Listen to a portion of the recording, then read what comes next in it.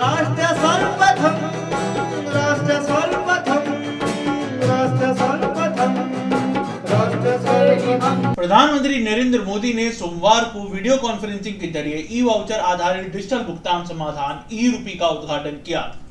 इसे ER-UPI के नाम से भी जाना जाता है। प्रधानमंत्री कार्यालय के अनुसार ER-UPI डिजिटल भुगतान के लिए कैशलेस और संपर्क रहित साधन है। यह QR कोड या SMS स्ट्रिंग के आधार पर ई वाउचर के रूप में काम करता है, जिसे लाभार्थियों के फोन पर पहुंचाया जाता है।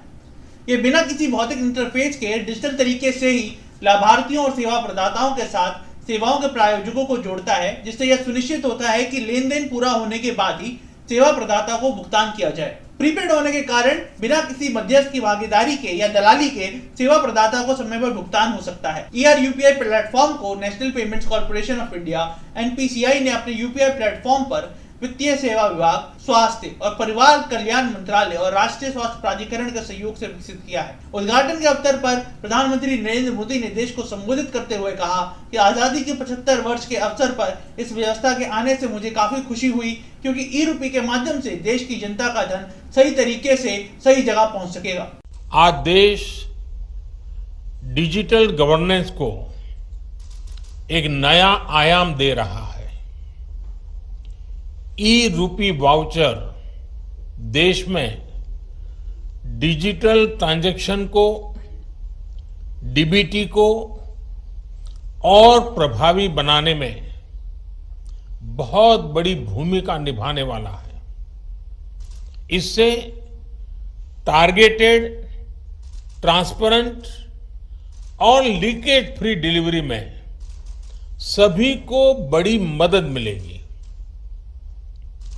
21वीं सदी का भारत आज कैसे आधुनिक टेक्नोलॉजी की मदद से आगे बढ़ रहा है, टेक्नोलॉजी को लोगों के जीवन में जोड़ रहा है, ई रूपी उसका भी एक प्रतीक है। और मुझे खुशी है कि ये शुरुआत उस समय हो रही है जब देश आजादी के 75 वर्ष पर अमृत महोत्सव मना रहा है। और ऐसे समय में देश ने फ्यूचरिस्टिक रिफॉर्म का एक और अहम कदम बढ़ाया है। साथियों, सरकार ही नहीं,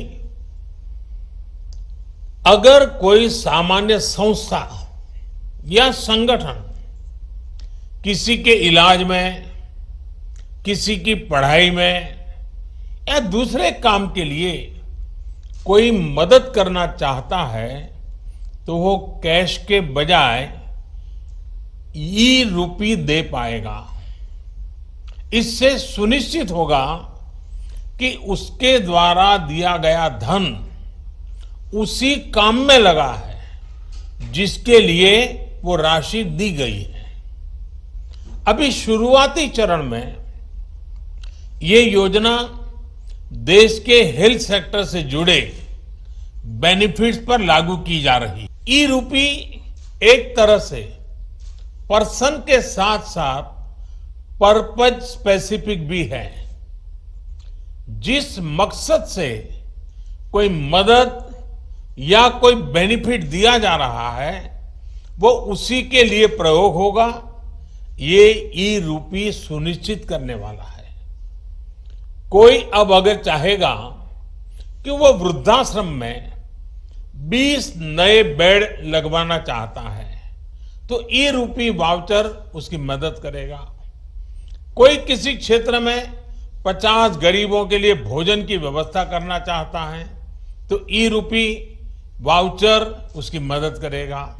यानी पैसा देने के बाद हम उसका जो इस्तेमाल चाहते हैं, ई रूपी वाउचर उसे सिद्ध करेगा।